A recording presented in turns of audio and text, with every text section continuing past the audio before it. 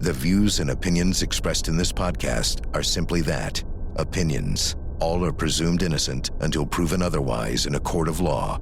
Sensitive topics are discussed. Discretion is advised. You swear affirm to the testimonies that you're about to give the truth, the whole truth, and nothing but the truth. So there you go. I am.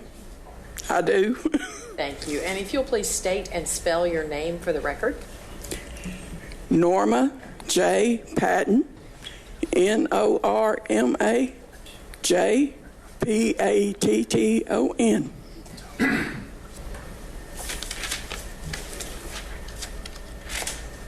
Ms. Patton? Yes, sir. Tell the court, where were you living in the 1990s? 1990? Yes, 1990s, that area. Locust Grove. All right. And were you married? Yes, sir. Who were you married to? Carl M. Patton, Jr. All right. How many years were you guys married? We were married 56 years, 6 months, and 8 days. Okay. Did you and your husband have any children? Yes, sir. How many children did you have? We had 2 girls. What were their names? Tina Mae was the oldest, and Melissa Dawn. Okay. And where did you raise your 2 children? Where did you raise your 2 children? Between Ellenwood and Locust Grove. Okay. And how the age range between the 2? 7 years. Okay. And did Melissa and Tina, did all of you guys grow up in the same household? Yes. All right.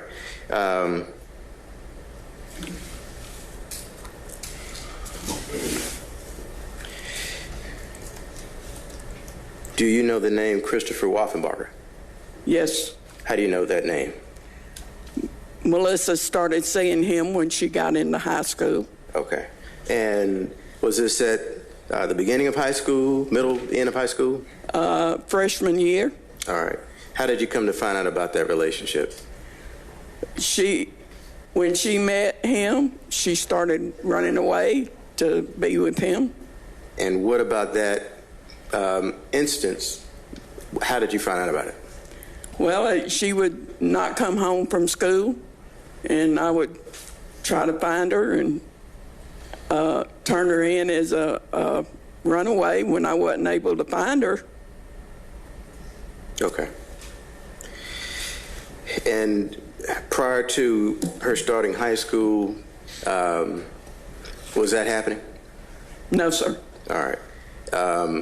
And during that period, how would you describe the relationship between yourself, Tina Patton, and Melissa Patton? Tina Mae and I have not been close.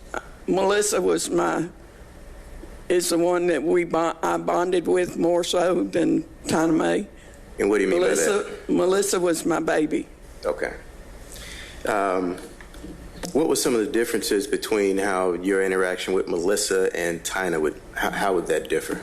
Well, the difference with Tina Mae, she would get mad when she wouldn't get her way, so she would run away.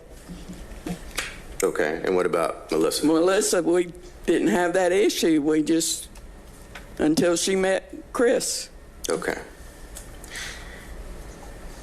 Did you know of Christopher Wolfenbarger prior to that time? No, sir. All right. And what were your feelings at that time about the defendant and your daughter seeing each other? I didn't want them seeing each other because I felt she was too young. Okay. And were you did you express that to your daughter? Yes.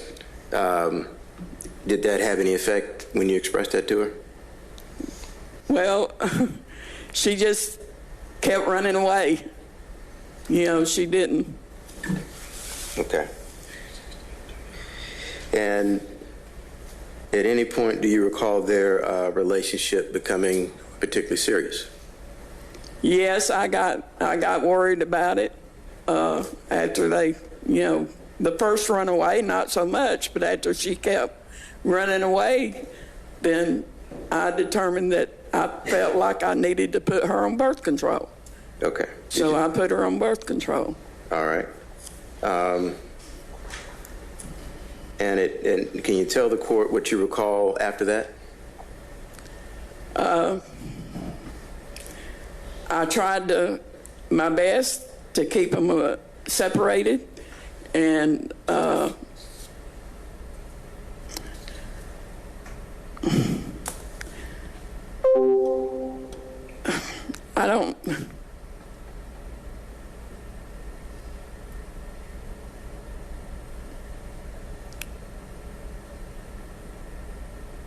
I would watch her take the birth control pill, and I thought she was taking them, but come to find out she was not taking them. Okay. And do you recall if your daughter conceived the child at any point? Yes, she did. And at what point, if she's in high school and she's talking about her starting high school, how soon after that does this happen? Pretty well. I found out before Christmas that she was pregnant. Okay. Do you recall how old she was at that time? No. Was she at a point where she was a senior and ready to graduate from high school? She was not a senior. Okay. Was it at a point where she had just started high school and say she was a freshman? Yes. Okay. So closer to the beginning of high school, is that the best of your recollection? Yes. All right. And your recollection is that she got pregnant during that period? Right. And do you recall the grandchild that she got pregnant with? Yes, Christina. Okay. And is that Christina Wolfenbarger? Yes, it's Christina Marie. Okay. All right. And what happened after Melissa got pregnant? After she got pregnant in February, her and Chris got married. Okay. Because she was pregnant. Did not need my signature because she was pregnant. So that was just... Was Melissa living with you up to that time when she got pregnant? Yes, she was. All right. And who all was living in the house at that time? Carl, myself, and Melissa. Okay. And at that time, we're talking about going into high school and when she meets the defendant. What was the relationship with Carl Patton and Melissa, your daughter? They had a very good relationship. He would take her fishing. He took her on fishing on one episode, and he had caught a turtle, and he started pulling the turtle in the boat, and she about got out of the boat and was trying to get away from the turtle. And he brought the turtle home. All right.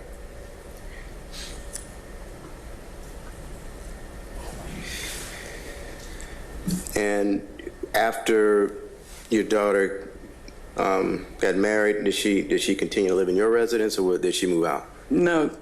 The day that she got married, it's the day she moved out. Okay, and where did she move to?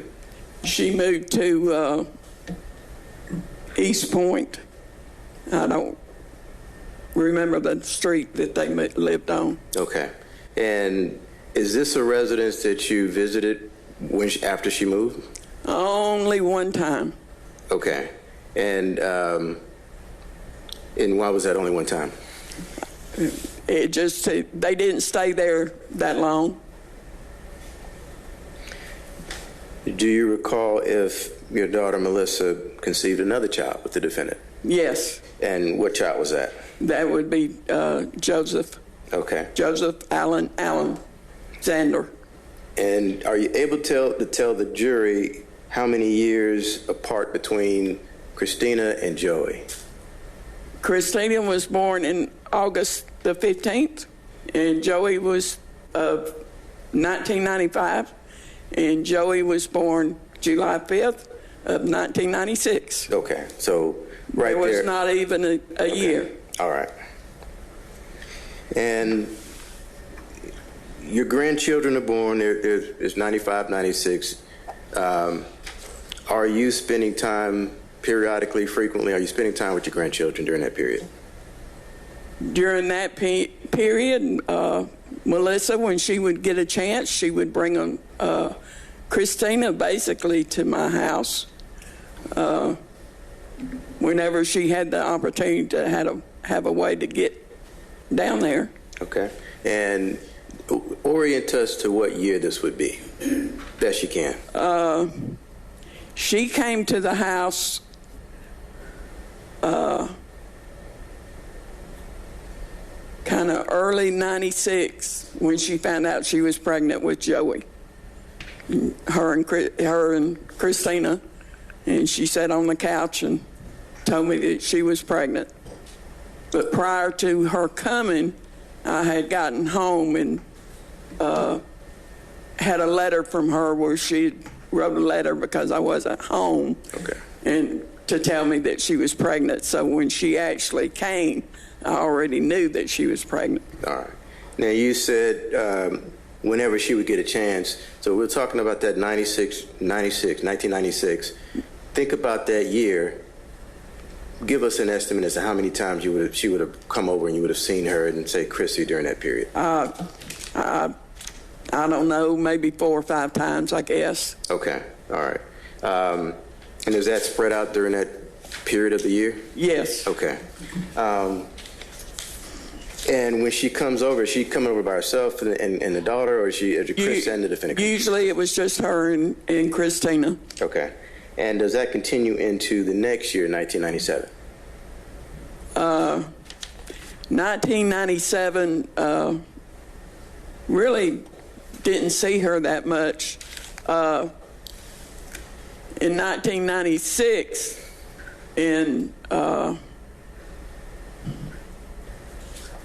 before Christmas, she actually lived with me, with her and Joey. But okay. For a couple months. Okay, and that was in Christmas of 96? That early, before Christmas, yeah. Okay. And do you recall why that happened? Because she had been arrested for car theft. Okay. So she got arrested for car theft, and you're keeping the grandkids for 2 months. She came to stay with me with the grandbabies, yes. Okay. And during that period, what's your relationship with your grandchildren? It was fabulous. She got a job. During that probably about 3 months that she was there, she got a job at a place in McDonough that did computer parts. So she was working and taking care of the babies. Okay. Did you see your daughter in 1998? 1998, I saw her November 9th, 1998. It was the last time I saw her. Oh, the last time you saw her. Okay. All right. Now, are you familiar with where your daughter was working during this period? You said the computer place. Was she working anywhere else? To my knowledge, she was working on and off at Waffle House. All right.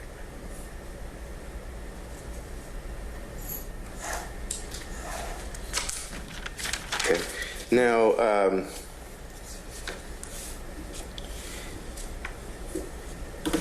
I want to turn your attention to the year 1998. Did you have an opportunity to see Christina in and around, say, the July or August period of 1998? No, I did not. Okay. During that period of 1998, do you recall seeing any injuries or bruising on the person of your daughter, Melissa Wolfenbarger? When I saw Melissa in the summer of 1998, when I saw her, she had on long sleeves and blue jeans, and it was like July and August. Okay. So I want to make sure that we're on the same page here. So you're saying that it's not 88. You're saying in July of 1998, you saw your daughter Melissa. Yes. All right. Were you able to observe any bruising or marks or abrasions on your daughter at that time? I did not, because she had on long sleeves and blue jeans. Okay. Did your daughter tell you about anything that happened? Your Honor has previously ruled on this matter. Overruled. Did your daughter tell you about anything that occurred in that month of July? No. Okay. What? Let me ask you this. Objection? Okay, never mind.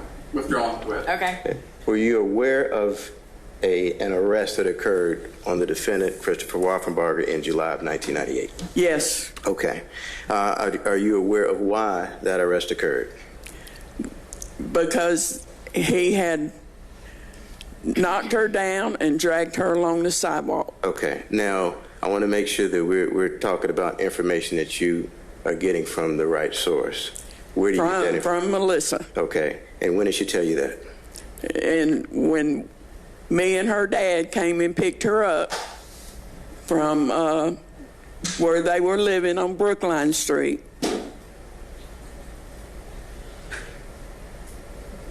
Okay. When we took her back to the house, and I saw the abrasions on her backside. Her dad did not see those abrasions. Okay. And when you say abrasions, what do you mean by that? Her whole backside was skin up, like she'd been dragged along the sidewalk. So was that consistent with what she told you about being dragged? Yes. Did you see scrapes, redness, or blood when you observed that? Yes. And if you could stand up and just, well, I'm not going to have you stand up. But when you say it around her back, how large, you could just demonstrate, how large of an injury would you say you just demonstrated? I'd say probably something along that line. Okay. All right. And did Melissa tell you who was responsible for that? Chris. And do you see the person that she was speaking of in court today? I can't see him, no. Okay. The screens are blocking him. I see. Okay. Are you able to stand up?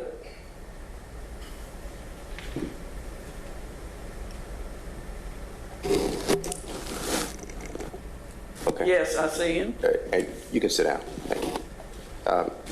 Will you tell the court what the defendant is wearing? He's wearing a blue suit. All right. What happened after you observed those abrasions? Well, we because his mother had custody of Christina and Joey, we went through the Henry County process, and Melissa got the kid, both children, and they lived with me. Okay. And for about till they went to court. Okay. On the abuse. And were you present in court on that date? I was.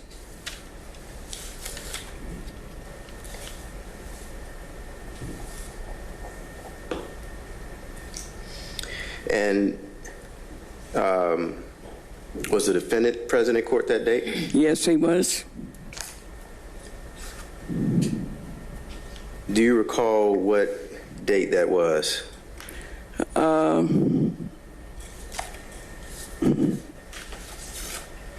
No, my mind is just, I'm getting a little frazzled.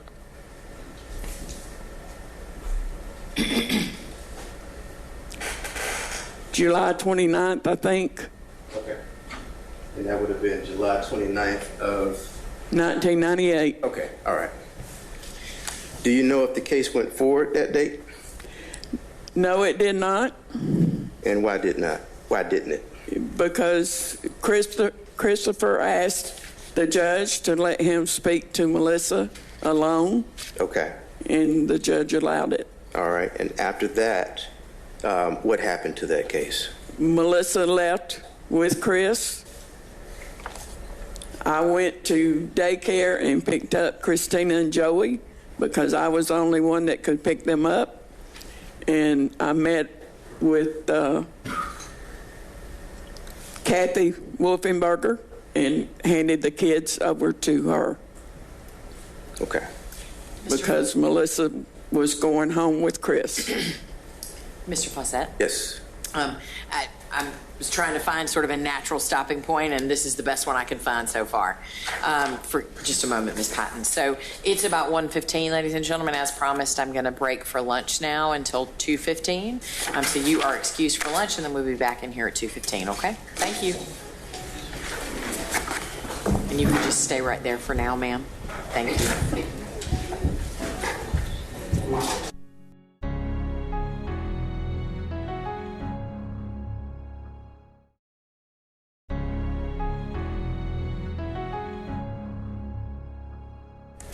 Okay. Now, Ms. Patton, I'm going to approach a bench and show you State's Exhibit 27, okay? Okay. And actually, Your Honor, at this time, counsel has agreed to allow me to introduce a paper version. This is Exhibit 27. This is a self-authenticating document. It is the July 29th, 1998 request for dismissal of Melissa Wolfenbarger. It is a certified document which has been provided to the defense, and I would enter that into evidence at this time. Mr. McDermott? No objection. Okay. Exhibit 27 is admitted. Okay. Now, Ms.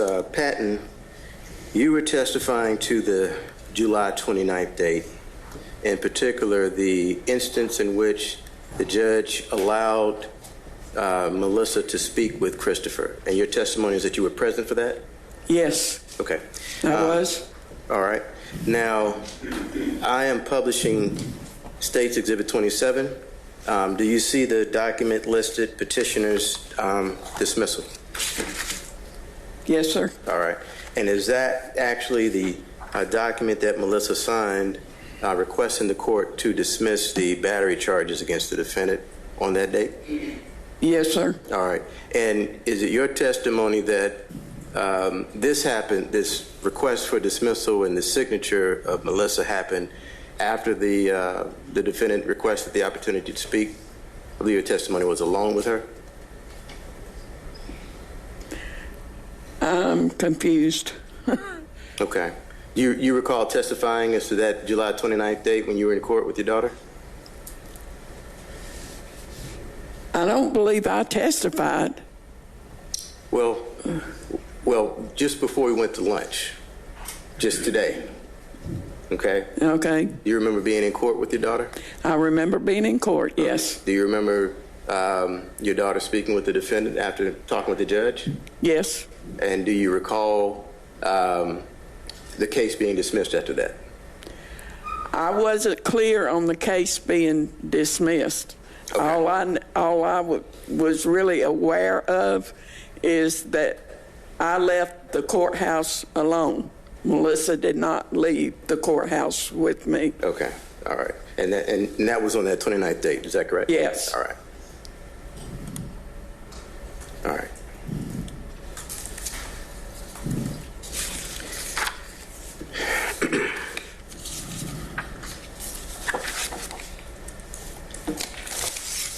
You were talking about that July incident. At any point, did you go either pick Melissa up after that incident occurred? No, sir. How did you come into contact with Melissa after that July incident? I didn't come into contact with Melissa after that July 29th. I turned the kids over to Kathy. Melissa was not with her when I gave the kids to Kathy. And okay. Now, You talked about seeing Melissa somewhere around 4 or 5 times during the year, on average during the year. Is that correct? Yes. And would Melissa reach out to you and Carl Patton in the form of either calls or letters? It was usually just her coming to the house. What do you mean by that? Well, I would come home and maybe find pictures or where she had been there and left pictures of the babies. Okay, all right. And what about birthdays?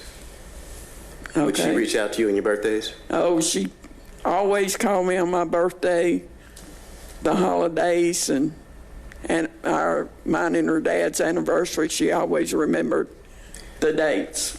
Would she write cards and send you cards as well? Oh yes, I got cards all the time. Now, would she send cards to just you, or would she send them to anyone else? Well, if it was just my birthday, it would be to me. But when it was an anniversary or something special like Valentine's Day, it would be me and Carl. Is that what you were referring to when you were talking about, I guess, the differences between, say, Melissa and Tina? Yes. Okay. So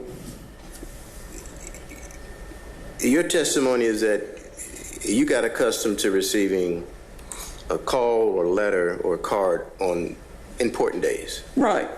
Always. And do you remember a point in time when you stopped seeing or hearing, or when did it become a concern for you? In September and October of 98, Melissa was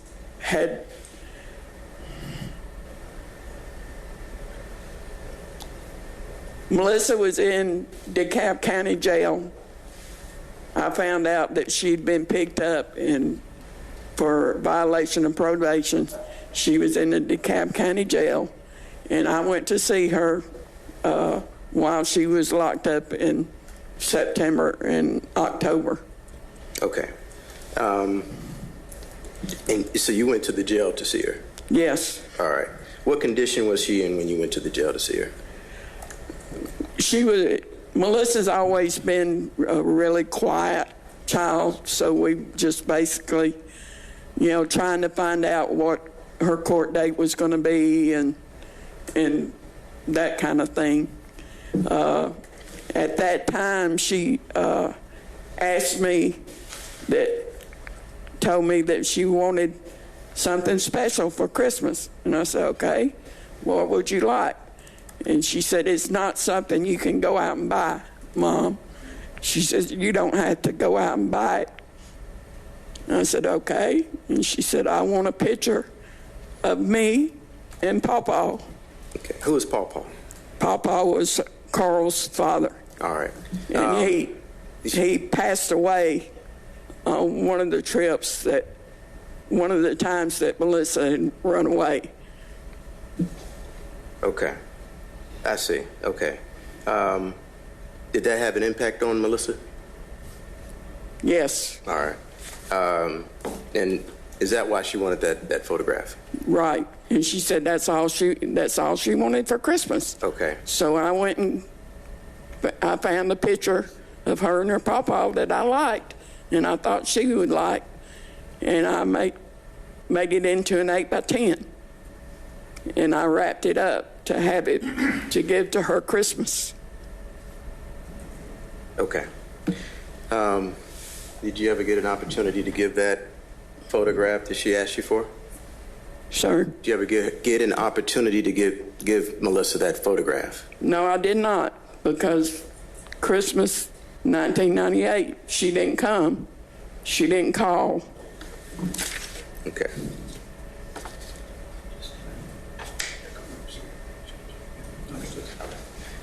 Now, Ms. Patton, I'm going to hand you what's been marked as State's Exhibits 69. Let me start from the chronological order. 67, 68, 69, and 70. Okay? If you take a look at these exhibits, tell the court if you recognize them.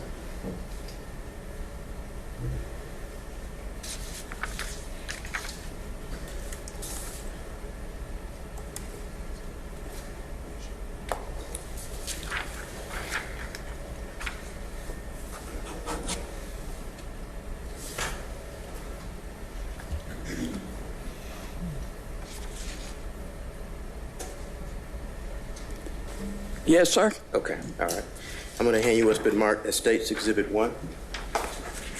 Can you take a look at this exhibit and tell the court if you recognize State's Exhibit 1? Yes, that's my baby girl. Okay, is it a photograph of her? Yes, it is. Is that photograph representative of how Melissa looked at the time of her death? No, sir. And why not? Because this was a photo that we went to Glamour Shots at South Lake Mall. Okay. Just me and her. And how old was Melissa at that time?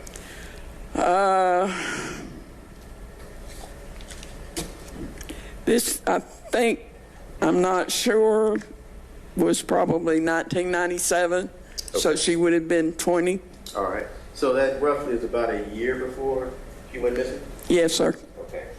Your Honor, at this time, the state will move to tender in evidence State's Exhibit 1. Mr. McDermott? No objection. Okay, Exhibit 1 is admitted. Okay. And as to State's Exhibits 67 through 70, are those, in fact, the cards that you received from your daughter? Yes, sir. Okay. And the, copies of the cards, are those right? Are those accurate copies of the cards that you received? Yes. Your Honor, at the time, the state will move to introduce into evidence State's Exhibits 67, 68, 69, and 70. Mr. McDermott? No objection. Okay. Permission to publish? 7, 68, 69, and 70 are admitted, and yes, you may publish them. Thank you. Oh, okay. We're going to start publishing State's Exhibit 1. And can you tell the court what we're looking at? That's this photo right here. Okay. And who is that on that photograph? Melissa. And is that who we've been talking about here this morning? Yes, sir. All right. And is that the same person that ultimately disappeared in December 1998? Yes, sir. All right. I'm going to publish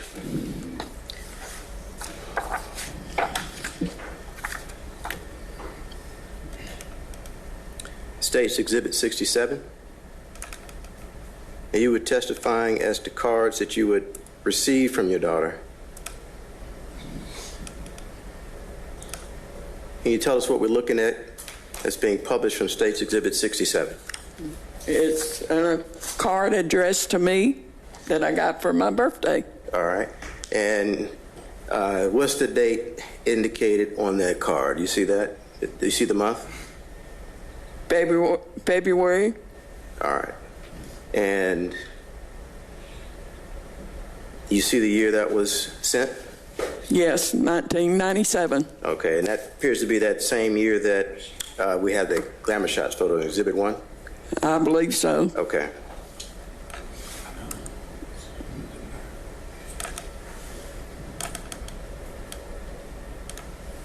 Now I'm going to show you what's been marked as State's Exhibit 68.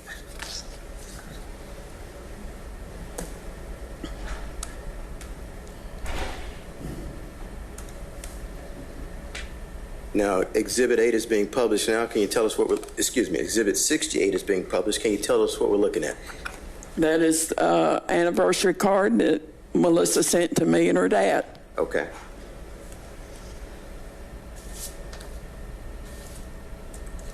And did she also include a written note? Yes, she did.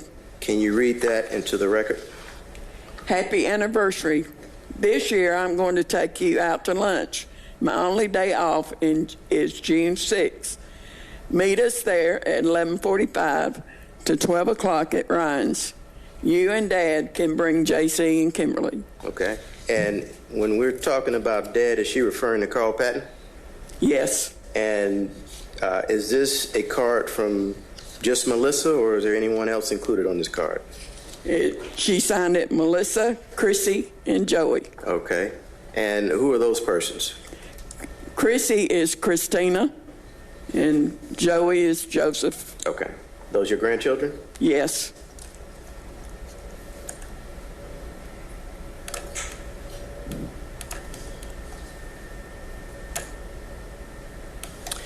Now I'm going to show you what's been marked as State's Exhibit 69.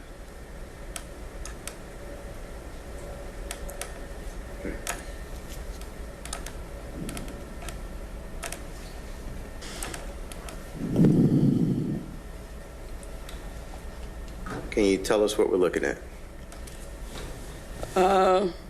That's Father's Day card to her dad. Okay. And can you read into the record the top part of the front of the card on the left? For a dad who means so much. All right. You want me to read the rest of it? No, that's fine. Thank you.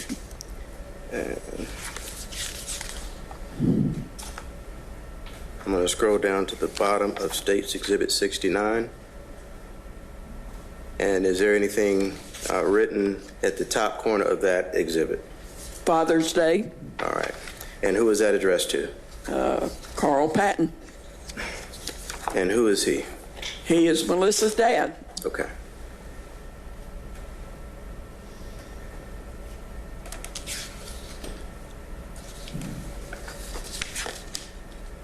All right.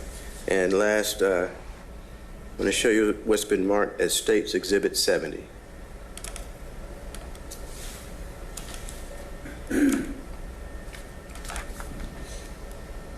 Exhibit 70 is being published. Can you tell us what we're looking at? That is Mother's Day to me. All right. And is that in 97 as well? Yes, it is. All right. I'm going to scroll down to the end of State's Exhibit 70. And do you see a handwritten note from Melissa? Next Wednesday, May 14th, I would like to take you and Daddy out for lunch. I'll give you your Mother's Day present then. Okay. Now, so when you're testifying as to the ways that your daughter Melissa would keep in contact with you, is that what you've been talking about? You know, the exhibits represented in 67 and 70. Yes, sir. 6 through 7. Okay. So we get to December, and you do not hear anything from Melissa. Right. When do you start to take action, or when do you start to do something related to that? I was really upset that I hadn't heard from her, and she didn't call Christmas Day, and she didn't come. So I started worrying immediately. It took me until my birthday to convince her dad that something was wrong, that Okay. So your birthday's to my birthday. okay. And that would have been around February. That was February, yes. 99. Yes. All right. What do you do when you start to, and when we get to February, Well, what happens then? We start trying to find her. What No. do you do to try to find her? I believe after my birthday, we went to Brookline Street in Atlanta to where her and Chris were living. And when we got there, the house was empty. Nobody was living Okay. in the house. All right. And at any point, do you make any attempts to contact law enforcement? Not right away. I did another month or so, I guess. It actually took me till the whole year of 1999 to be able to convince everybody that something was wrong. Okay. When you say everybody, who are you trying to talk to? Just friends and family and Okay. Was it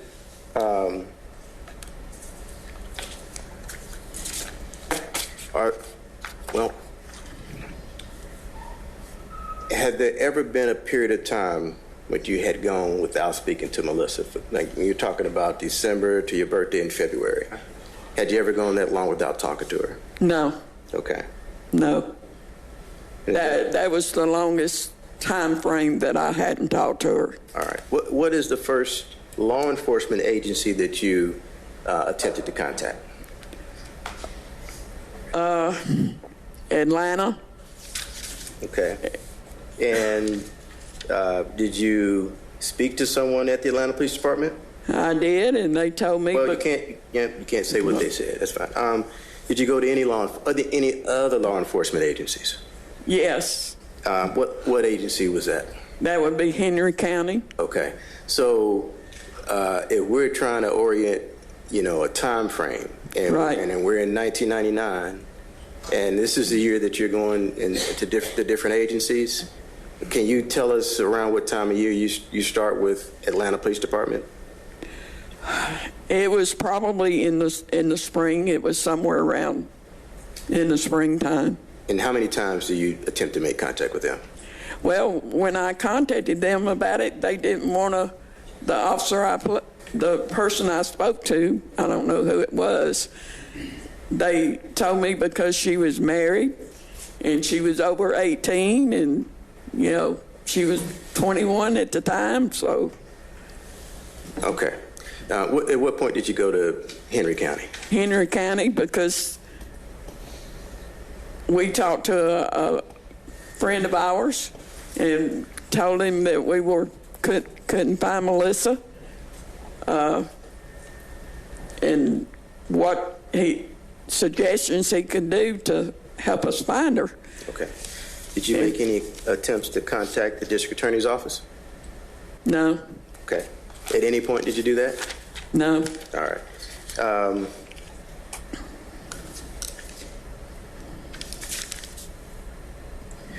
What other efforts did you do to look for Melissa during that period, in addition to going to different agencies? Well, when we went to Brookline Street, one of the neighbors told us that Chris was working at the glass company. So we went over there, and Carl went in. And you can't say what anybody told you. Were you able to locate the defendant at that glass company? No. Okay.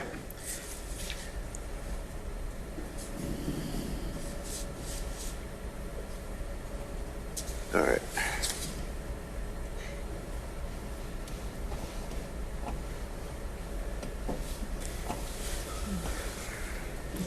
At any point did you meet with any lead detectives from the Atlanta Police Department after an investigation was open? I'm confused. Are you familiar with Detective Calhoun? Yes. Who is Detective Calhoun?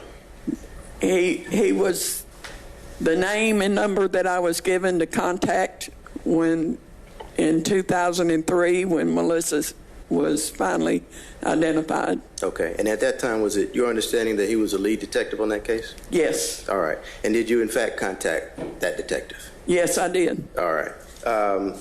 And did you provide information and conduct interviews with that detective?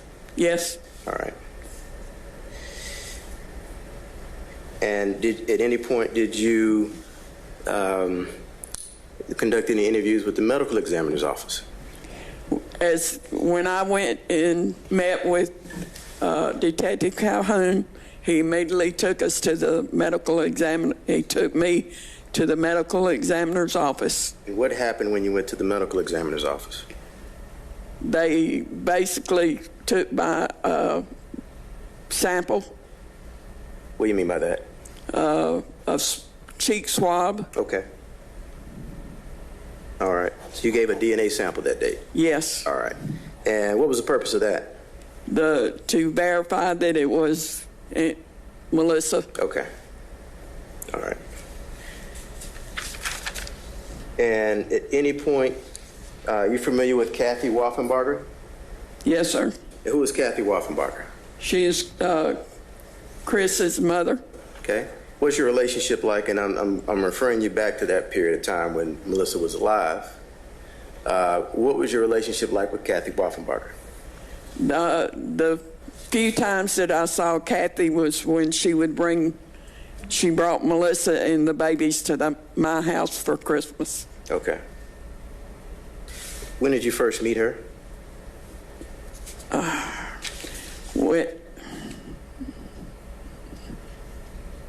When Melissa and Chris started running away. Okay. Was that before they were married? Yes. All right. And did you ever make any attempts to contact Miss Kathy Wolfenbarger looking for your daughter? And when we couldn't find Melissa in 1999, I caught Kathy pulling it in her driveway and getting out of the car with the two babies, Christina and Joey. Okay. What did you do after that? I pulled in the driveway. She immediately sent the two babies into the house. And when I got out of my car and walked up to her, I asked her where Melissa was. Okay. All right. Was that successful in locating your daughter, Melissa? No. All right. You had previously testified that Melissa would write letters to you. Yes. And would Melissa ever give you any insight as to what her life was like with Kathy Wolfenbarger and Kimberly Cambron? Basically, that in order for her to get any time with Christina, that she had to get up early in the morning and take the kids before Kathy got up there. Okay.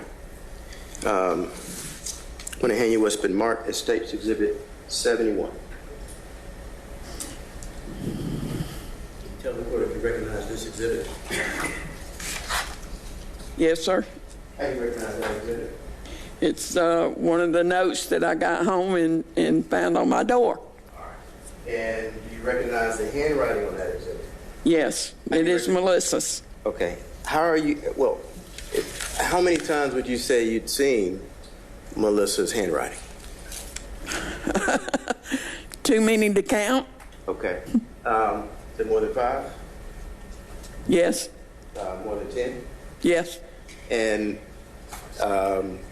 when she would send you the cards, as I've entered in 67 through 70, would she often write in her own handwriting as she did on those exhibits? Yes. And are those exhibits representative of what you actually turned over to our office? Yes. But in terms of the number, did you provide substantially more cards from your daughter?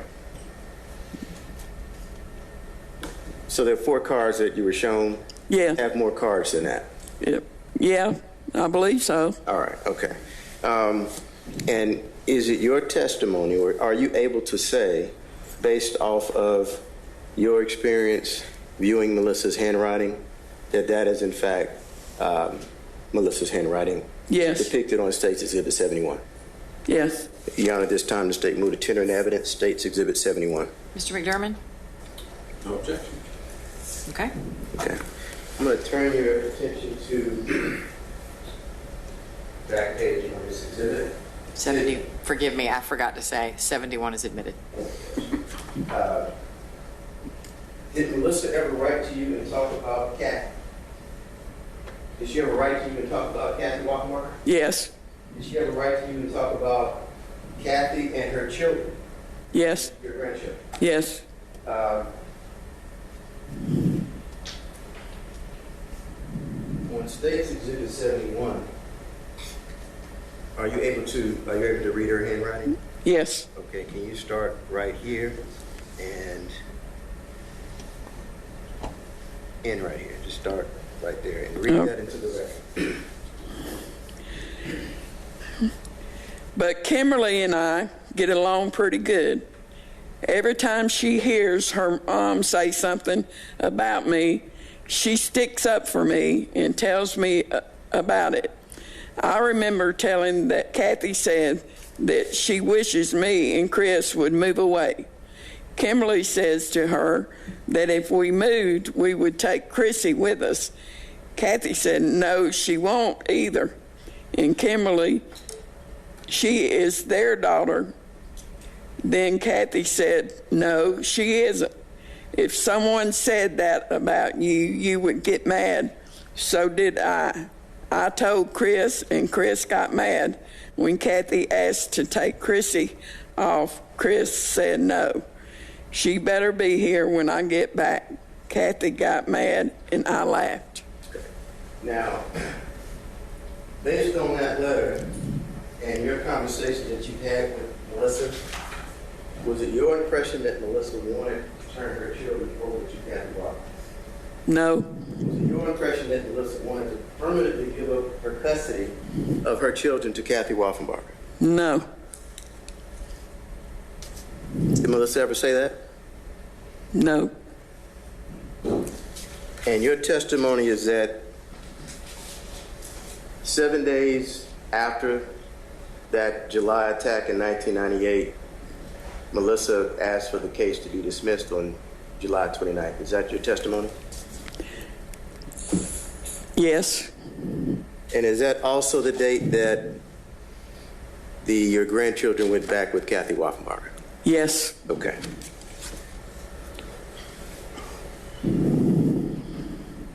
Now,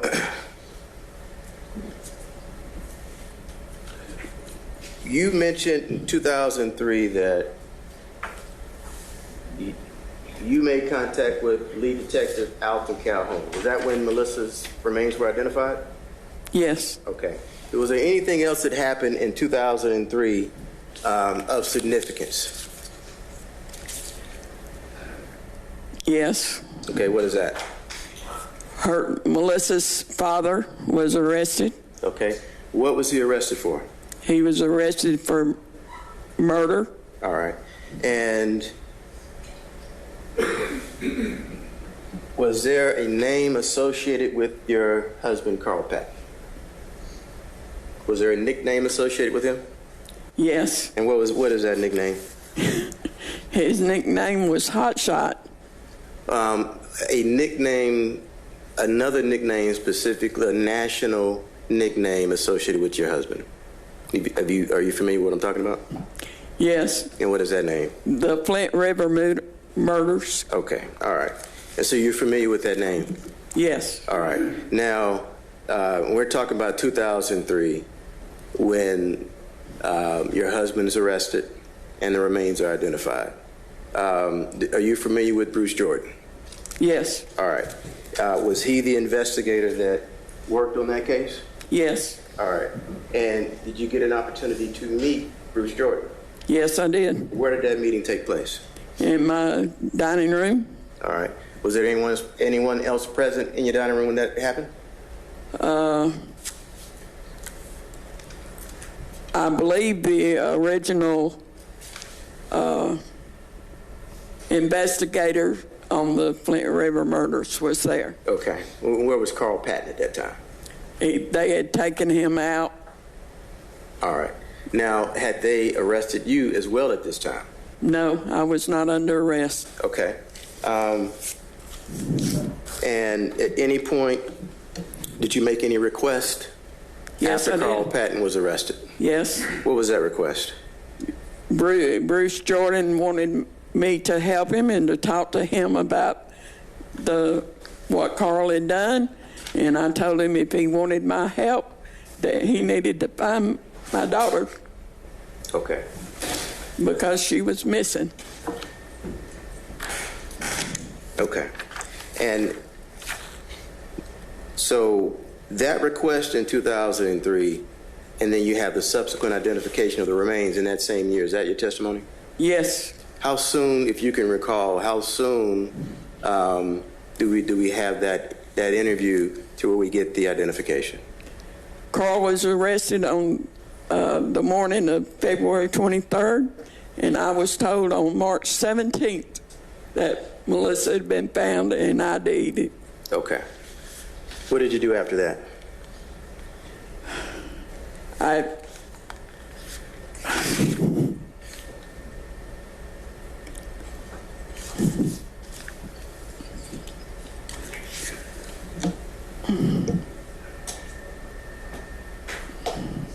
I'm not understanding the question. Okay. After you found out about the identity of the remains, did you know where the remains were located? Yes, he told me they were in Atlanta. Okay. Did you know where in relationship to the Brookline residence those remains were? I was given the address of Avon Avenue. Okay. All right. And did you also know that that was the same location where the defendant worked? Were you aware of that?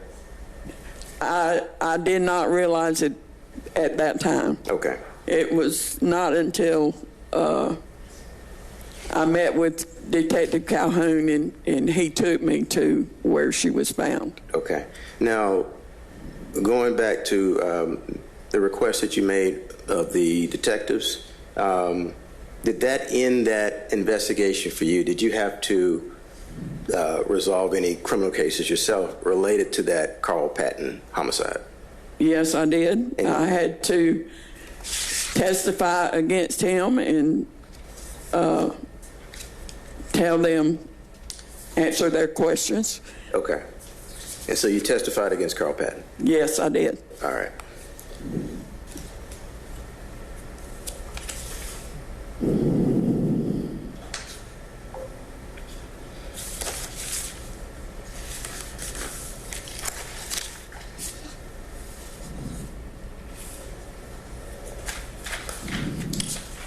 One moment, Judge.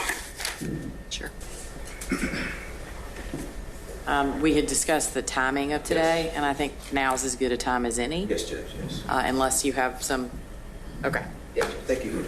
Okay. So, for first thing I'm going to do is I'm just you can stay there for just a moment, ladies and gentlemen. So, in terms of scheduling today, one of you has an appointment at 4, and that y'all need to get to, and we all know how much time it takes to get where you need to go with the shuttle and all those things. So, we're going to adjourn a little bit early today. Actually, in just a moment, I'm going to excuse you. I'm going to ask you to return on Monday morning at 10:30 a.m. So a little later. Hopefully you'll be a little behind the traffic. It won't be too bad. We will start Monday morning, 10:30 a.m., just like regular. Have you done it before? A couple of things to remind you about. As I have told you before, your decision in this case is supposed to be based only on the evidence that you hear in the courtroom. And so that means it would not be proper for you to talk to anybody about this, to allow anyone to talk to you about it. And that includes even amongst yourselves until I instruct you to begin deliberating. It also would not be proper for you to drive by locations, to look locations up, to look people up. And most assuredly, please don't do any independent research. Please try to avoid media in case there is media coverage regarding this case. Because again, your obligation, the oath that you undertook, was to make this decision based on the evidence that you hear in the courtroom. With that, I will thank you again for your time and patience and attention to this process. I hope you have a great weekend, and I'll see you Monday morning at 10:30 a.m. Thank you.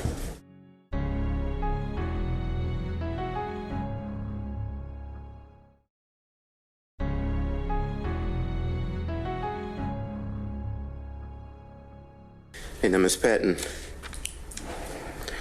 I want to reorient you back to your testimony last week on Friday.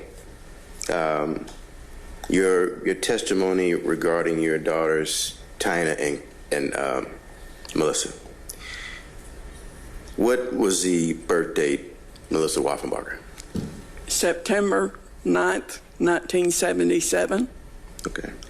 And what about Tina Patton? March 28th, 1970. Okay.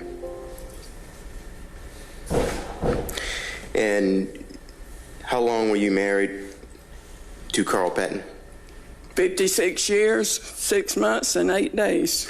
Did you continue to be married to Carl Patton after you provided the testimony against him? Yes, I was. Okay. And is he still living? Is he still alive, Carl Patton? No, he passed away When did he pass away? December 16th, 2024. And what was his age? He was 75. And where was Carl Patton raised as a child? Originally College Park and then Ellenwood. Are you familiar with whether or not Carl Patton ever lived in Fulton County? No. College Park was all I ever knew about. Is that Fulton County? That's fine. Thank you. Mr. Fawcett, forgive me for interrupting, but as promised, I'm going to stop for just a moment and let my court reporter and any lawyers that need to get attached to the Zoom.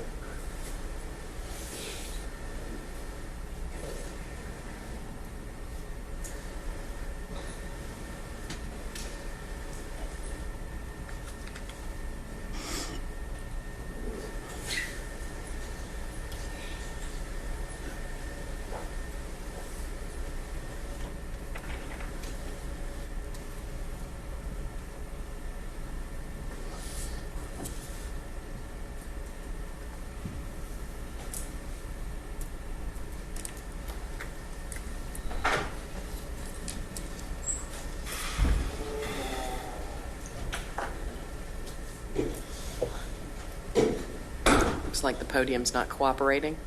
That didn't need to be on the record.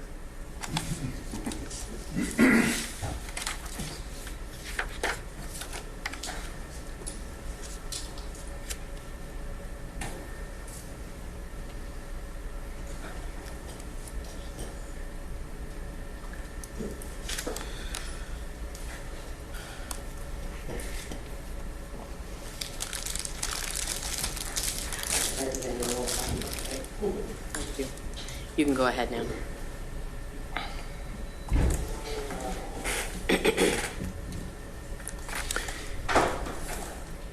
And when you first met Carl Patton, where were you living at?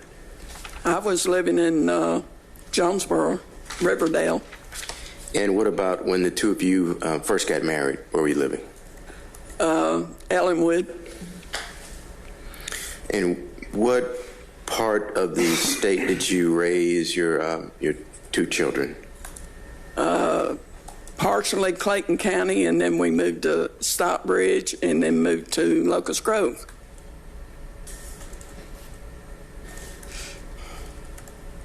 Did you ever visit Atlanta, the area of Atlanta, when your daughters were growing up? No, not really.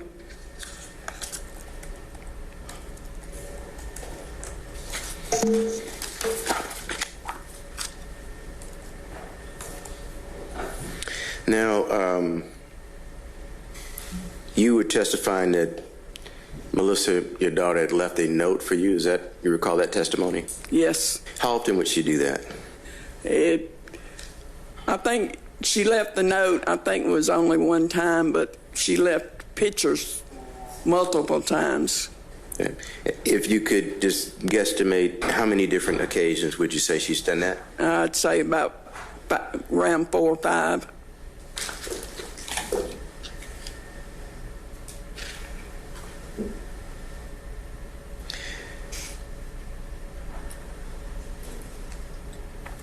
Did you and Melissa ever talk on the telephone? Yes. How often did you do that? More frequent than when she would come. She would always call on the holidays or special days.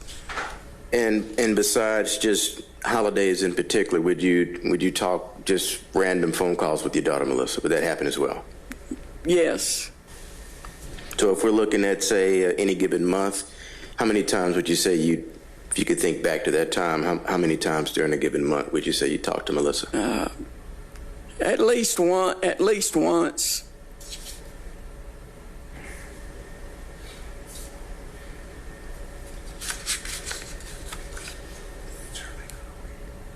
Now, you were also testifying as to the defendant and Melissa living on the Brookline Street. You recall that? Yes. Do you recall if Melissa and the defendant lived anywhere else during that period? Prior to living on Brookline, they lived in on Washington Street in East Point, and then Adrian Drive in Stockbridge, and then Brookline. Okay. And is it your testimony, to your recollection, Brookline would have been that last residence in that succession? Yes, sir. Okay. And these previous locations of Washington Street, did you ever visit your daughter and the defendant at either of those locations? I visited one time on Washington Street.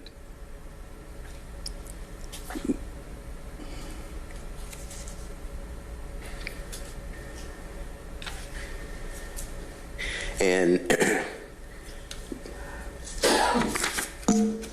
you were testifying to a court date in July, an incident that occurred in July of '98.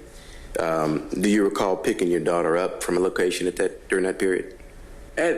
When we went to court, the week before she went to court on that, me and her dad went and picked her up on Brookline Street, and then she come and stayed with us until she went to court. Okay. Your Honor, I'm going to object. All this has been asked and answered. I do recall this testimony, but I'm assuming that Mr. Fawcett is simply reorienting us, and I think that's fair for him to do briefly. Thank you, Judge. When you arrived at that location, were her children present? No, okay. They were not. Was there anyone else present besides Melissa at the residence when you picked her up? Not that I recall. And then was that when your testimony is that yourself and Carl Patton took her to the courthouse? Is that your testimony? I took her to the courthouse. Her dad didn't go with us. It was just me and Melissa.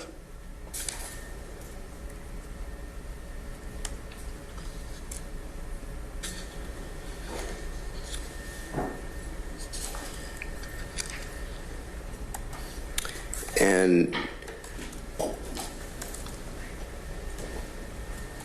after that court date, when was the next time that you saw your daughter, Melissa? The next time I saw her was when I went to see her when she was in the DeKalb County Jail for violation of probation.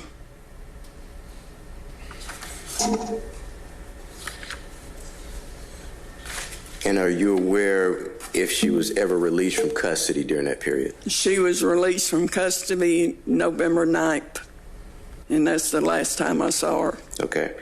How did you come to find out that she was released from custody on November 9th? Myself and her father went to the court date. We were in court when she went in front of the judge. Okay. Do you know if on that date your daughter was able to provide, Melissa was able to provide the court with any specific information about her health at that time? She told them at that time, the judge, that she was pregnant. Were you present in court at the time that she informed the judge of this? Yes. And was that the first time that you had heard Melissa discuss that? Yes. Okay. And after that statement in court that she was pregnant, do you see Melissa again after that? No, I did not.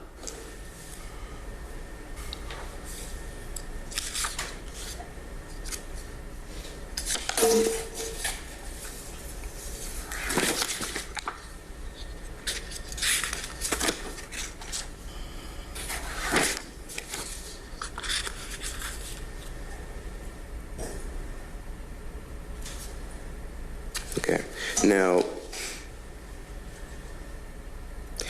at any point, have you participated in any interviews for, say, podcasts in particular related to this homicide? Yes, I have. All right. As what is the most recent memory you have of a podcast that you might have participated in?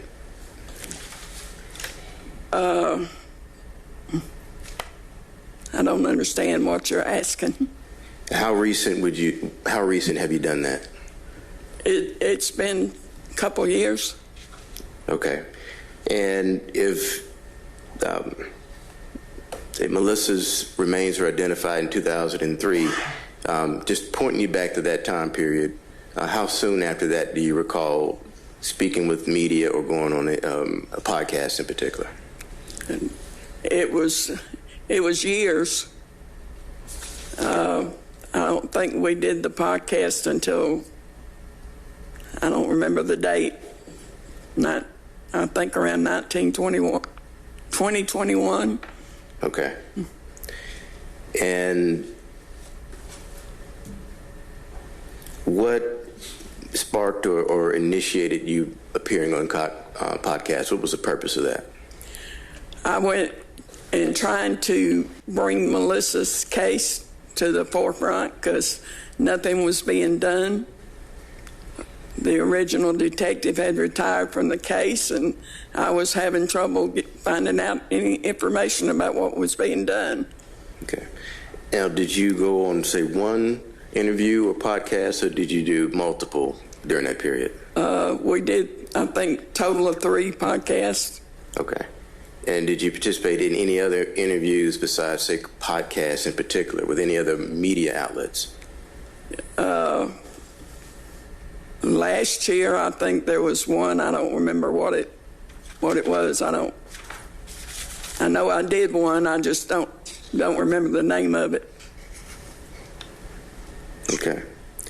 And have you been contacted in this year, the year 2025, have you been contacted by anyone related to any media outlets for this particular case? Yes. What medium contacted you? I think it's Law and Crime, I think, or something along that line. Okay. I don't really remember the... All right. And have you signed anything at this point related to any appearance that you may or may not do in the future connected with this homicide? I did sign one last month, but I've since decided I'm not going to do it. And what was that you signed? It was an agreement to do the program, and not talk to anybody else. Okay, so the program that's being created, you agreed to do that? Yes. All right. And how recent was that? I signed it last month.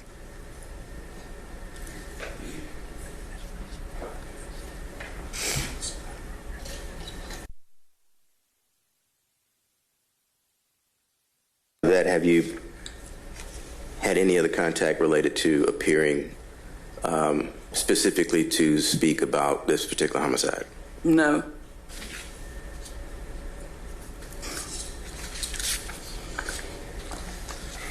And is it still your testimony that you and your husband requested law enforcement's assistance to locate your daughter, Melissa Wolfenbarger? Yes. Is that still your testimony? Yes. Okay.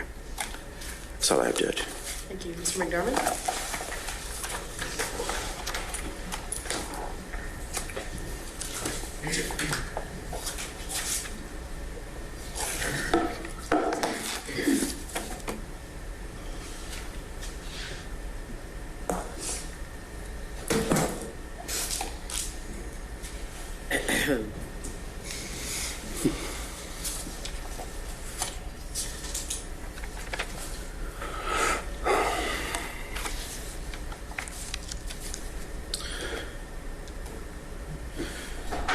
You just answered some questions to Mr. Fawcett regarding places you'd lived while the children were growing up and things of that nature.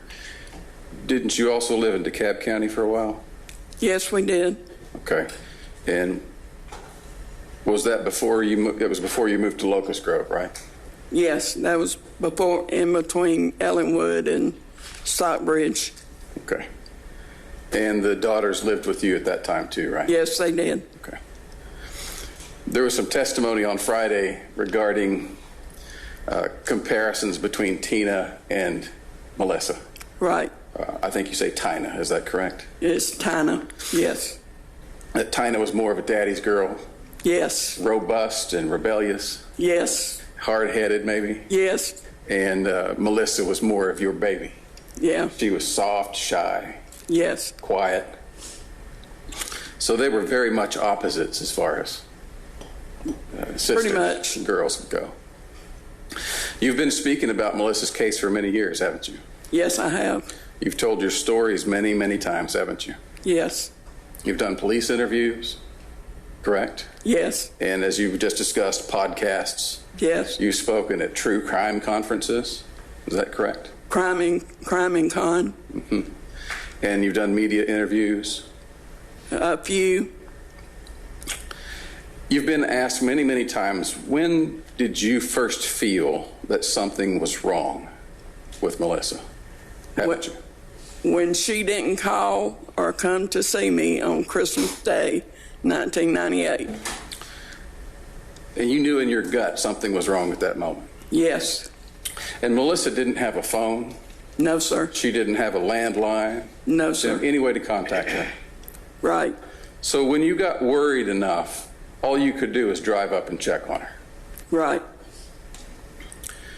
So you did go drive up and check on her. We did, but not until after my birthday. And Carl went with you, right? Yes. And you just testified that Carl had grown up in College Park. Right. And that's kind of down near the airport, right? Right. And also in East Point. Is that right? I'm not sure about East Point. Didn't his grandfather have a house on Main Street in College Park? I do not know. But he knew the area in general, didn't he? I would assume so. When Melissa didn't call you on your birthday, as you said, you and Carl drove up to Brookline Street to their house, didn't you? Yes, we did. And you and Carl went together. You found their house empty. Is that correct? That's correct. And you talked to the neighbors. Carl talked to the neighbor. Carl talked to the neighbors. And when I say you in that context, I mean you and Carl collectively. And you and Carl apparently learned from those people at the same time that Chris had moved out around Christmas. Yes, sir. And that he had worked at Action Glass around the corner Yes, sir. on Avon Avenue. Yes. Do you remember talking to Detective Shepard in 2021 Yes, sir. as part of getting the investigation of this case re-going again? Yes. And do you remember telling Detective Shepard at that time that it wasn't until late 1999 or early 2000 until you went up there?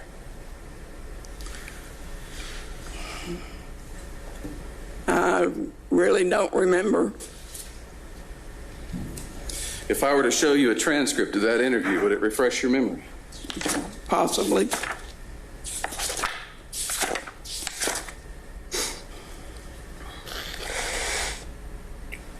May I approach, Your Honor? Yes. I apologize for the fine print. I hope your glasses can read that. But you can start here and you can read the highlighted portion. That's just like he says that Carl. I'm sorry. No. Read to yourself. I'm sorry. Oh, Read to I'm yourself sorry. and see if that refreshes your memory.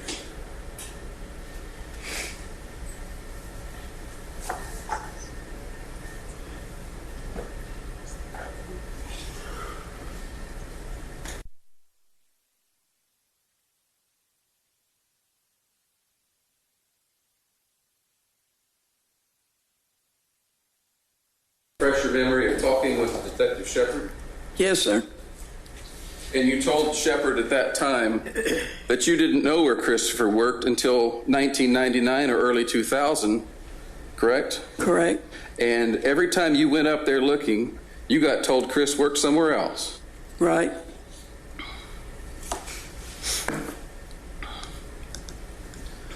But you testified on Friday and here this morning specifically that you guys actually went up there in February of 1999, correct? Correct. And that was 2 months before Melissa's remains were found, isn't it? Yes. Do you remember appearing or speaking or giving an interview for Cheryl McCollum's podcasts? Yes. And do you remember on one of those podcasts, you said that you'd never even, when you heard the news story of a human head discovered on Avon Avenue, you'd never even heard of Avon Avenue and didn't know where Christopher worked? I did not know the name of the road that Action Glass was on. I only knew Action Glass. I did not associate Avon Avenue with that because, to my recollection, as I traveled around 285, there was an Avon Avenue off 285. So that's where I thought Avon Avenue was. I see. I did not make the connection to Avon Avenue and Action Glass until 2003 when Calhoun took me to the location. Okay. That's when I connected the two places. And you're testifying that you believe there's an Avon Avenue exit on 285. There used to be I don't know that it was Avon exit, but Avon was listed at an exit. Okay. Do you remember doing a podcast with Ms. McCollum and Karen Greer called CSI Atlanta? Yes, sir. And do you remember that in yet another version of this story, you said that it was after Christmas that you and Carl went up there and found the house empty? I don't recall that. Okay. Do you deny saying that? No, I don't. I don't deny it. I just don't recall it. Okay.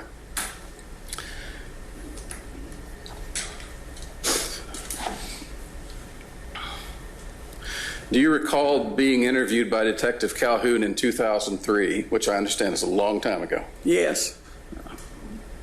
I can't remember where I parked sometime on the same day. So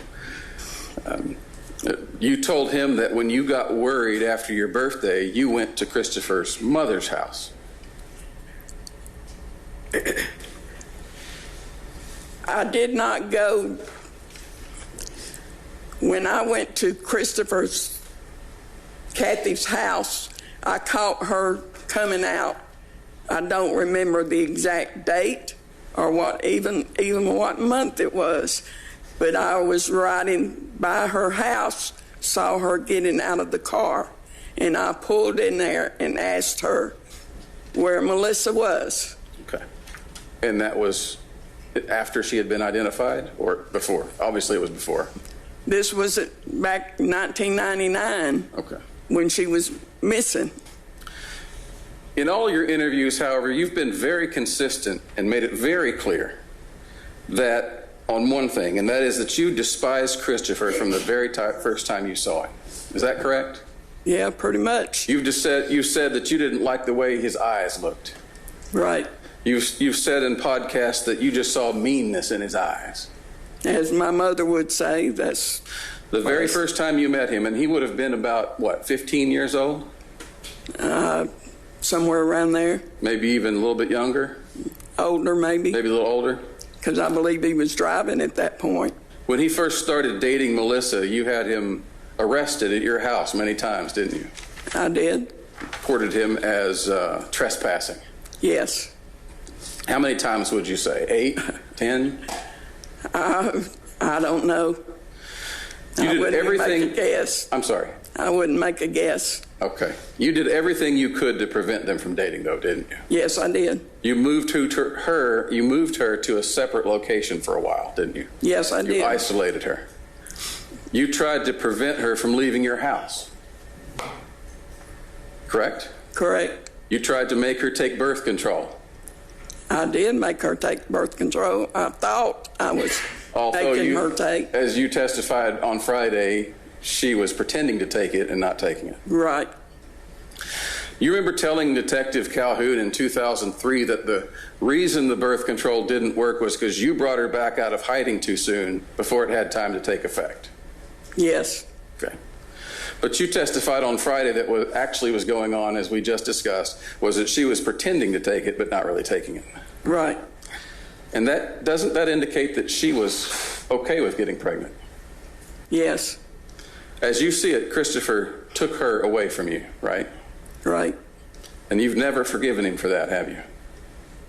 No. And you worked even while they were married to get her away from him, didn't you? No. How did I do that? Your daughter Tina also joined you in trying to get her away from Chris while they were married. I don't know how to answer that. I didn't do anything. Well, if you just say, I don't know. If you don't know, you don't know, right? That's fine. When was the first time you remember Melissa running away from home? Now, I'm not asking you why she ran away. I'm just remember, when was the first time you remember her running away from home? When she met Chris. And you always reported her as a runaway, correct? I did. And Carl always spanked her when she came home from running away, didn't he? Yes, he did. Do you recall an episode where Melissa found a dead baby in a clothes hamper in your house? Yes. Wasn't your daughter Tina prosecuted for that? Yes, she was. I'm going to object.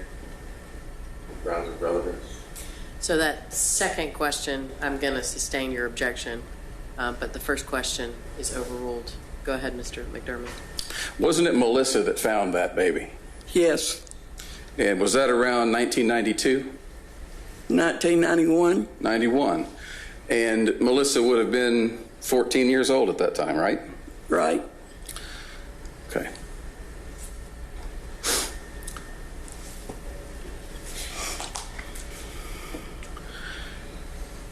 Now, as you discussed, I think earlier in your testimony, you're aware that Melissa turned over temporary custody of her children to Christopher's parents in 1996. Yes. Mr. Fawcett, and you presented us with a letter on Friday that Melissa, you say, wrote to you before that. Yes. And have you read this letter? Yes. And in this letter, she states that that she's pregnant with Joey at the time, right? Yes. And she was anticipating that you might be upset about that. Is that fair to say? I didn't think so. You didn't think she was anticipating that? I'm assuming I have to ask her. No, you do not. Thank you. Can you read this line here just to yourself? And this line to it, please.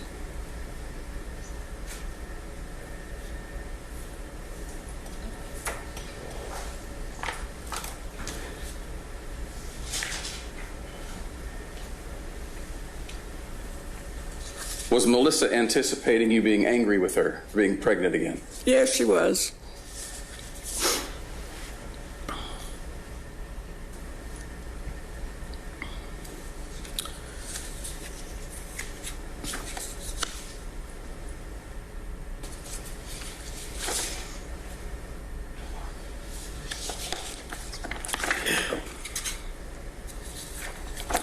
And is it your understanding from this letter that Melissa was expecting to have her tubes tied after this?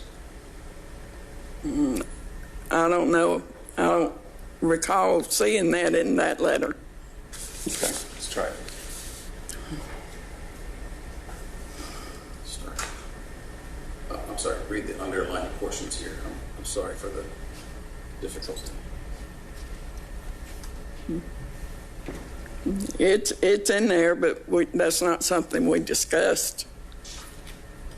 So did Melissa write to you saying that this was her last child and she expected to have her tubes tied afterwards? Yes. Okay.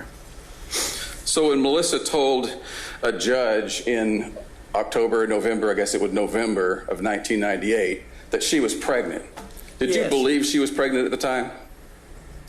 I did not know. Did she look pregnant at the time? I don't think so. Okay. And would telling a judge that you're pregnant be something someone in her position might have done to try to get leniency from the judge? Speculation. Don't answer that and sustained. Okay.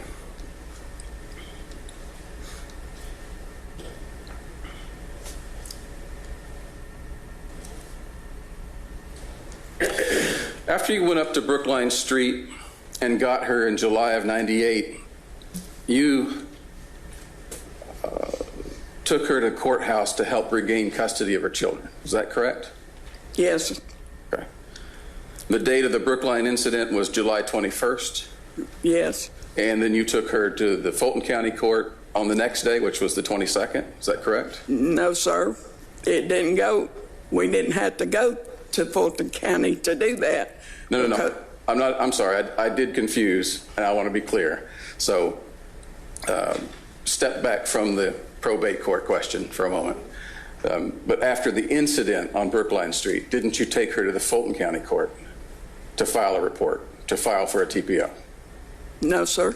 Okay.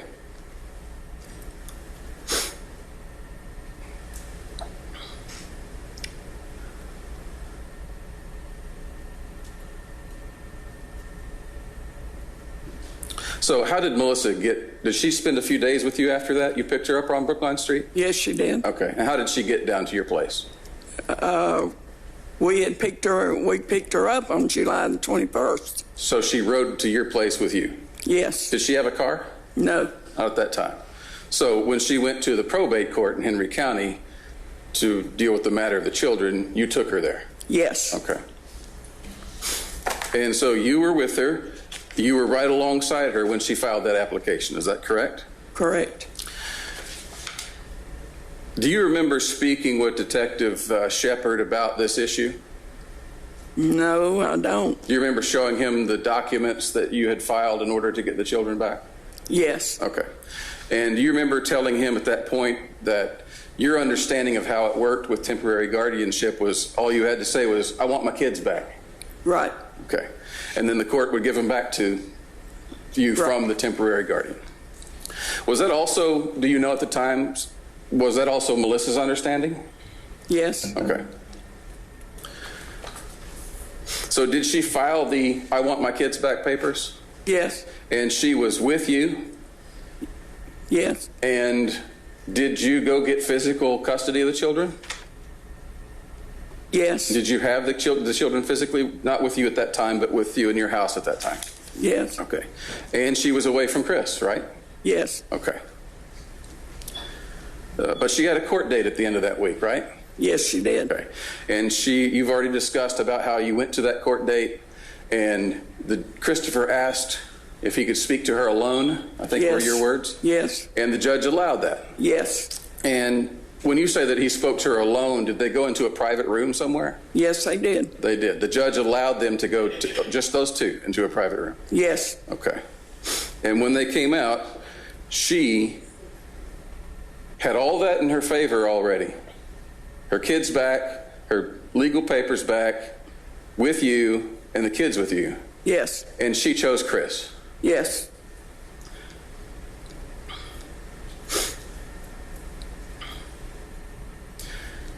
And that was on July 29th, 1998. Yes. And after that, sometime after that, didn't she and Chris turn over permanent custody to Christopher's parents? Yes. Okay. Do you remember what date that was? July 29th. The exact same day. Yes. So they drove from Fulton County Court straight to Henry County Court. Yes. And made that permanent. Yes. Okay. You stated that when you saw Melissa in the summer of 1998, she was wearing long sleeves and blue jeans. Yes. And it was in the middle of July. Yes. And you stated you didn't observe any bruises at that time because she had long sleeves and blue jeans on. Right. In fact, when you talked to Detective Calhoun originally in 2003, you never even mentioned anything about scrapes or bruises at all, did you? I don't believe I did. You never mentioned anything about her being drug on the sidewalk, did you? I don't recall.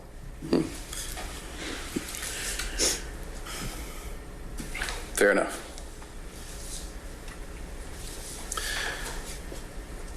And you've testified here that Melissa was in fact rearrested in October of 1998. Is that correct? It was before October 98. She was in DeKalb County Jail in September of 1998, on her birthday. In September? Yes. Okay. And she did not go to court until November.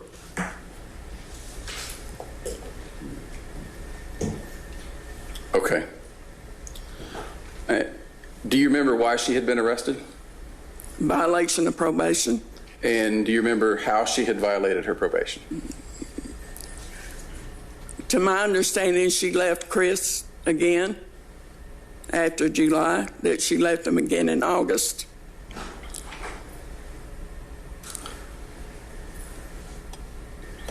If I told you it was because of her not taking GED classes and not performing community service according to the terms of her probation, would that sound correct to you? I do not know. Okay. And so according to you, she spent from her birthday, sometime around her birthday, until early November in jail.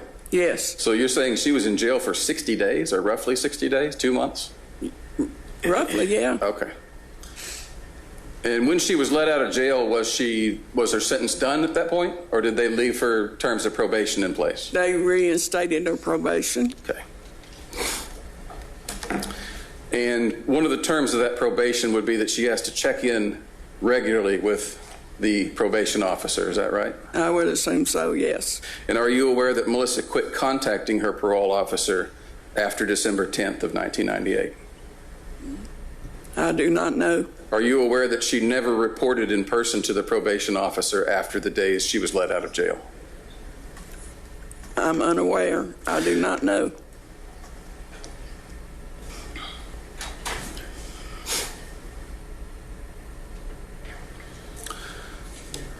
Now, you've mentioned that your husband, Carl Patton, eventually confessed to murdering 5 people. Is that correct? Yes. And for one of his victims, Can I get a drink of water? can we get some? Yes. Thank you. You trust me, don't you? Could you open it for me?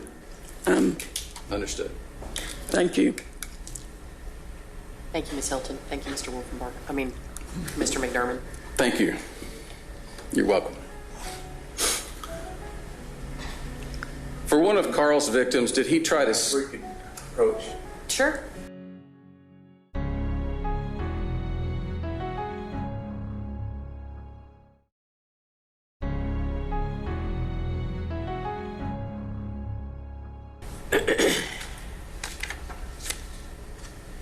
Go ahead, Mr. McDermott. So I'm going to back up a little bit.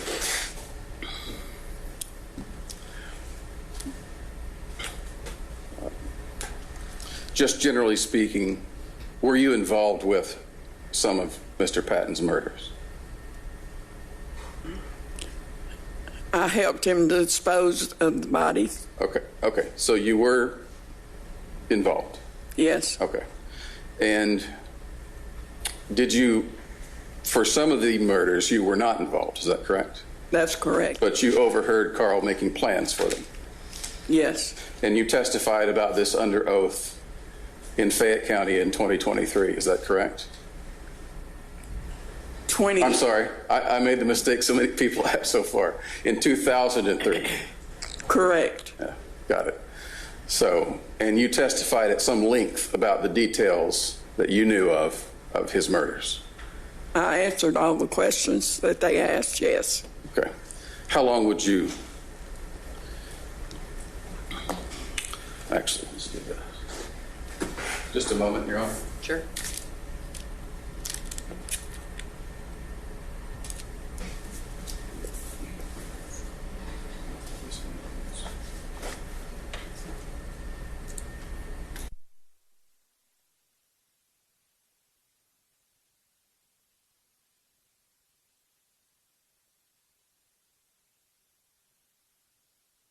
Yes. Do you recognize this photograph? Yes, And you could say who that is? that is me. Well, you don't have to say it yet. I'm just asking. No. And can Yes. you say, do you know, you will be able to say what the occasion was for that? Yes. And who was it in that photograph? It was me And when was that? in Fayette County when I testified against Carl. Your Honor, I request to move this into evidence. Does it have an exhibit number? Defense 6, please. Defense 6, Mr. Fussett? No objection. Okay, Defense 6 is admitted. Go ahead. Published to the jury. Sure.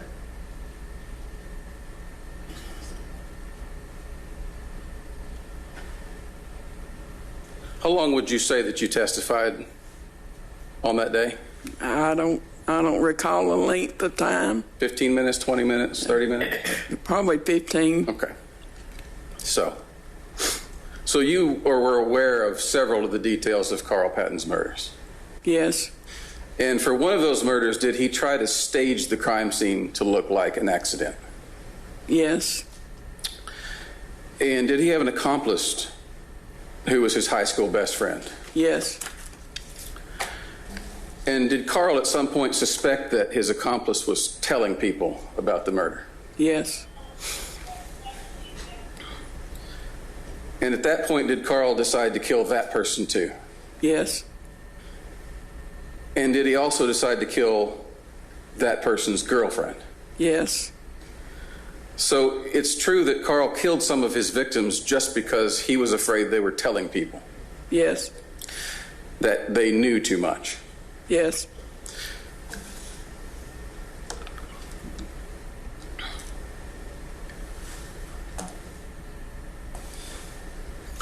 For some of his murders, was it true that Carl wrapped up the bodies in bags? I do not know.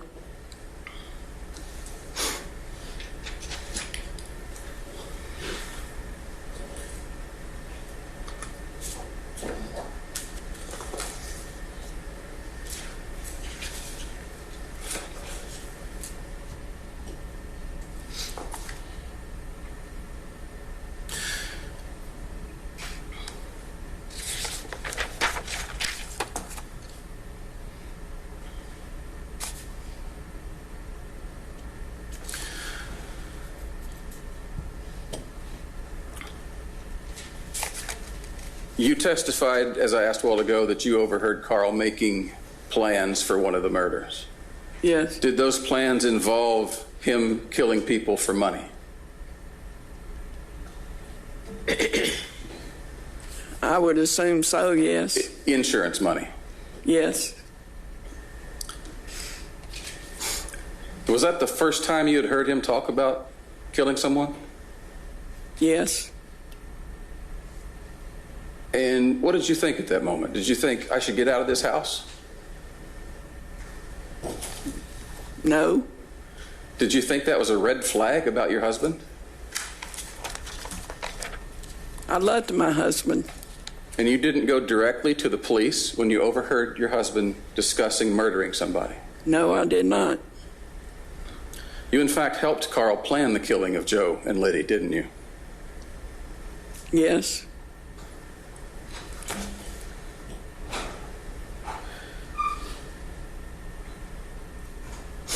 And after he killed them, where did he kill them at? In our living room? And were any of your daughters home when this happened? No. Sorry. That wasn't open. Nope, that was me clearing my throat. I apologize.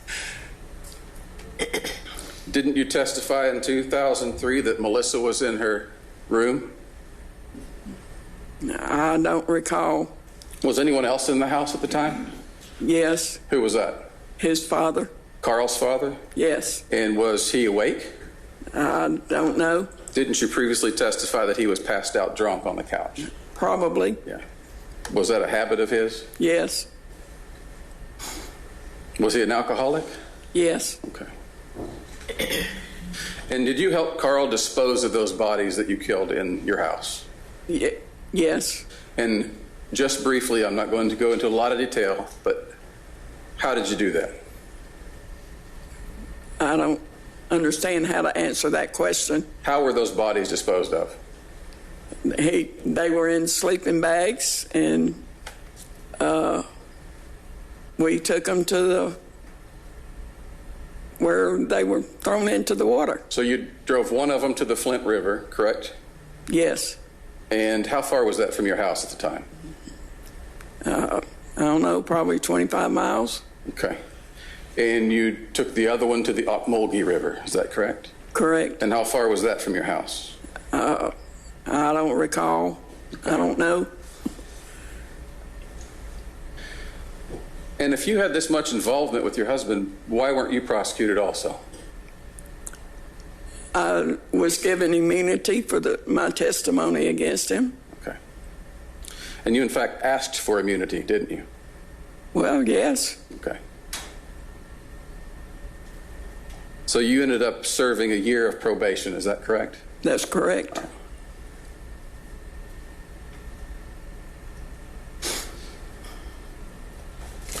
Carl was especially upset with Liddy, wasn't he? Yes.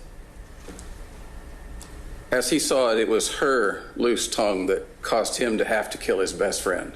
Yes. And did he cut the midsection out of her pants I have no idea. after he killed her? I have no idea. Okay. Were all of Carl's victims and your victims, were they either close friends or family members?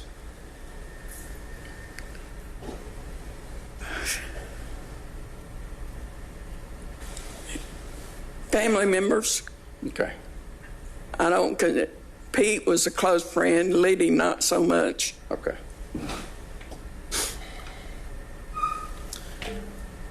Who was Wendy Archer? My best friend's daughter. Okay. And did she come over to your house? When During the time Melissa lived with you? they were younger growing up, yes. Okay. Did they spend a lot of time together? Yes. And were they locked in a room together? No. Okay. Does the name Martin Eric Jackson mean anything to you? Yes. Who was Martin?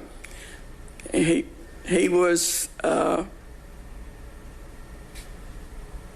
his mother was common law wife to Fred. And who was Fred?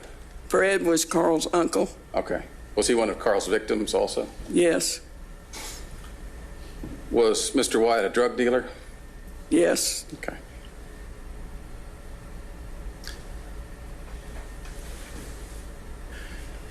Did Martin visit your house? Eric? Yes. Did you call him by his middle name? I'm going to object again on relevance grounds. It simply doesn't have anything to do with the determination for the court. I'll answer that, but we should probably approach. Yep, why don't you do that? Mr. Fawcett? The objection's going to be overruled. Mr. McDermott, if you want to rephrase your question, please. First of all, was it my understanding that you referred to him as Eric? Right. Okay. And was Eric someone who was frequently visited your house? On several occasions, yes. Was he friends with Carl?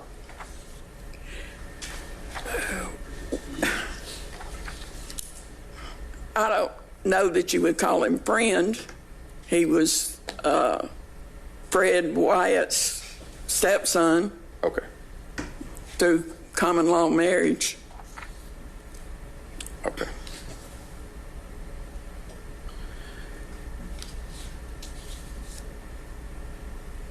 And at some point, did Melissa say anything to you about making a complaint against Mr. Jackson? Yes. And what was that? It was that he molested her. Okay. And how old was she when she made that claim? I think it was right before her 9th birthday. Is that when she told you, or is that when she said it happened, or was that the same? It was when we found out. That's when she told us. Okay. And did you go to the police with that? Yes. And was Mr. Jackson indicted for that? No, he was not. And, okay. So there was no prosecution for that? Right. Wasn't Mr. Jackson also the son of Richard Russell Jackson? Yes. And who was Richard Russell Jackson? He was a friend of Fred. And was he also one of Carl Patton's victims? Yes.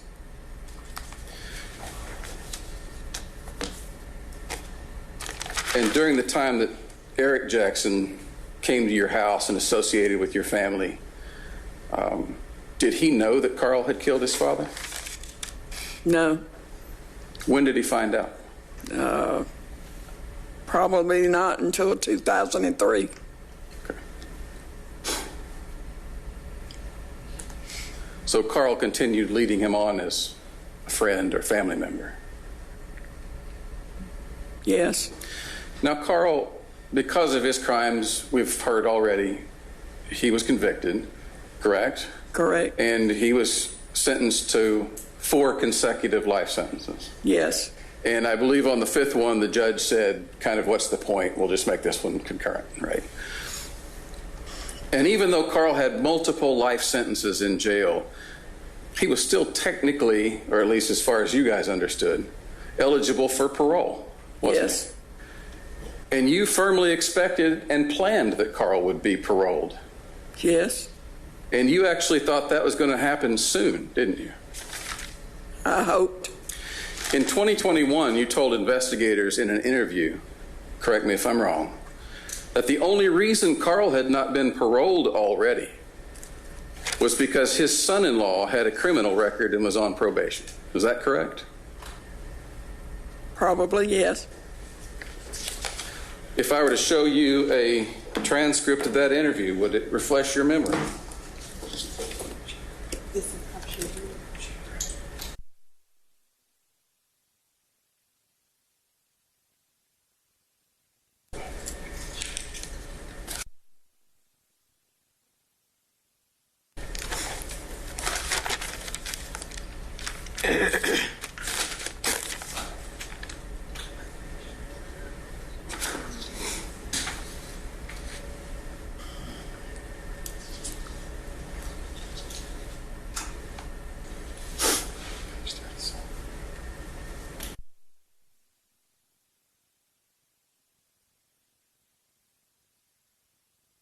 Apologizing for the small print.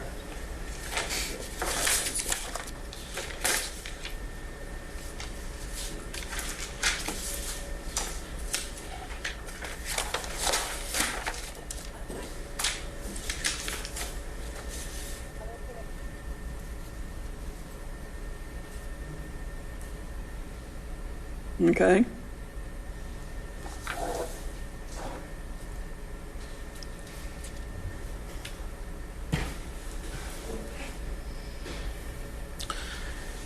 So you told Shepard in that interview that you believed as soon as Christopher got put in jail, you think Carl would get to come back home to you, correct? That's what I'd hoped, yes. But that's also what you told him. Yes. Right. And you worked tirelessly for years trying to get Christopher arrested, didn't you? Yes. You've done podcasts. Yes. You've done crime conventions. Yes. And you've repeated these sentiments about parole on Cheryl McCollum's podcasts, haven't you? Yes. And wasn't Cheryl, in fact, actively advocating for Carl to get parole Yes. in exchange for him giving her details about his life to write a book about? Yes. And did Carl and Miss Collum, do you know, carry on an active correspondence? Yes. How long did that go on? Several years. Did you read those letters? Some of them. Did he talk about thank you for helping me in parole? Do you remember that? Yes. And that appears in many of his letters, doesn't it? Yes.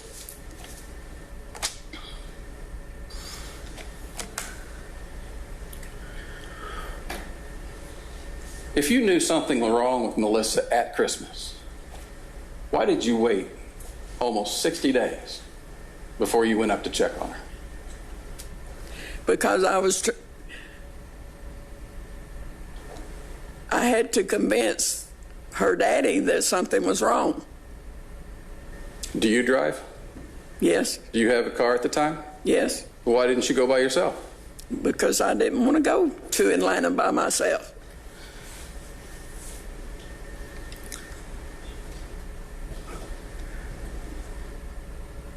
he kept telling me that she's going to call today, you know, and giving her more time because she didn't have access to a phone like I had access to a phone.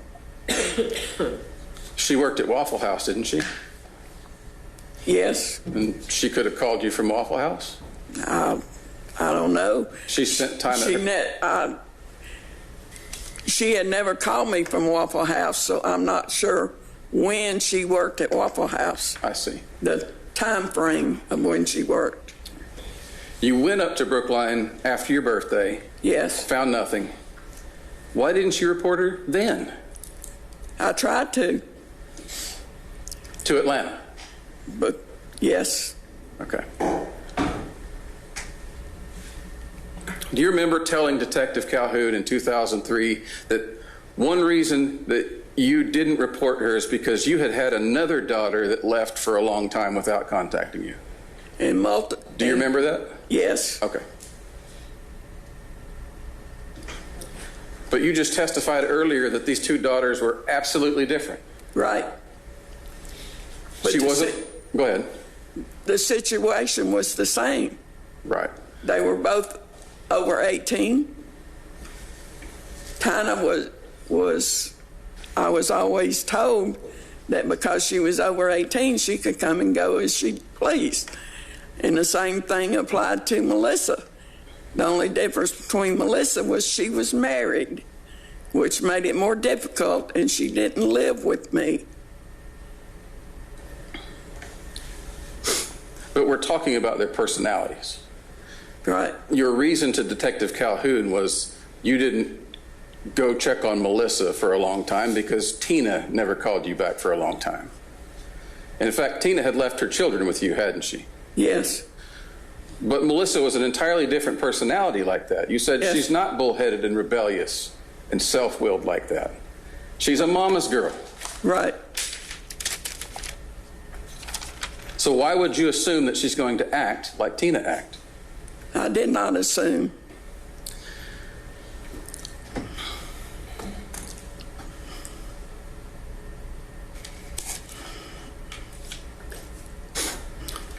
I knew that she would call me. Okay. You said that after your birthday, you started listening to news reports. Yes. Do you remember speaking on Ms. McCollum's podcast saying if they said anything about a body being found anywhere, you would listen? Yes. By the time of your birthday, you had not heard from Melissa for about roughly 3 months, 2 months to 3 months. Is that correct? Correct. What made you think in that short time frame that there would be a body involved? I did not know. I just listened to the news, and because I had not heard from Melissa, I was worried. You said the last time you spoke to Melissa, she asked for a very unique, sentimental Christmas present. When she was in... Just yes or no? Yes. Okay. And that present was a picture of her pawpaw. Of her with her pawpaw. Her with her pawpaw. And that was Carl Patton's father, correct? Yes. Is that the same father that was the alcoholic passed out on the couch? Yes. No further questions. Mr. Fawcett?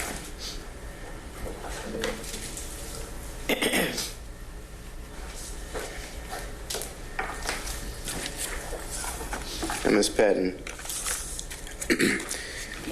you were just testifying as to your hope that Carl Patton would at some point parole. Right. And that's after you testified against him in court. Is that also correct? Correct. How long did you testify against your husband? Is that over the course of a day, 2 days? It was all one day. And when you testified against your husband, did you actually implicate him in the murders themselves? Yes. And how many different murders did you implicate your husband involved in during the course of your testimony? The last two are the only two that I witnessed. Okay. And at any point, what was your relationship like with your husband after you testified against him? I went to see him on a regular basis. You continued, it was your intent to continue to stay married after his conviction? Yes. To the best of your knowledge, did he continue to look at you as his wife and you, I guess, and you as his wife? Yes. Was there any animosity or anger as a result of the, I guess, your action of testifying against your husband? No. And why not? Because he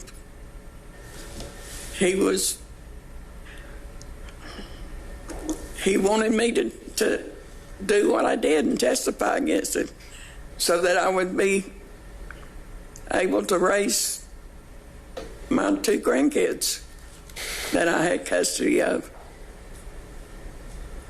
Did you actually discuss it? Did he know that you were going to testify against him before it was offered? Yes, he told me to.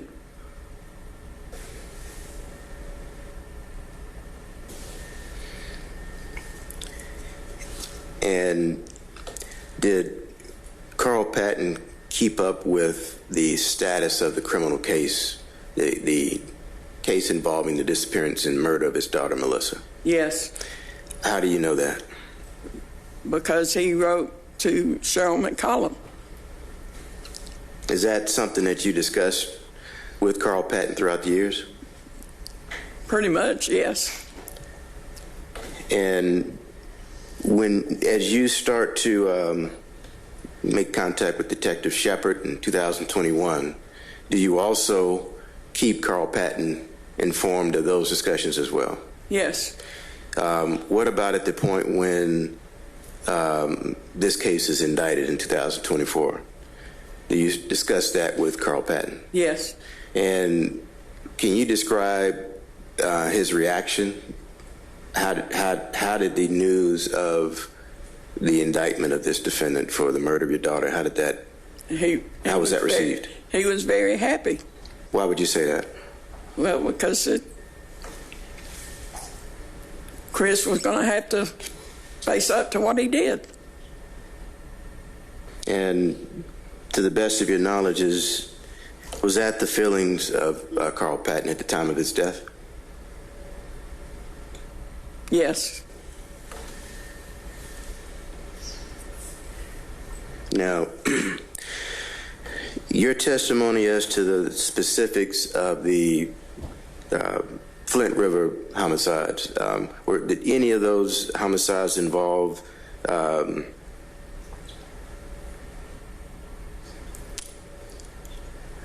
dismemberment? No. To the best of your knowledge, did any of those homicides involve the use of a circular saw? No. To the best of your knowledge, they don't? Right.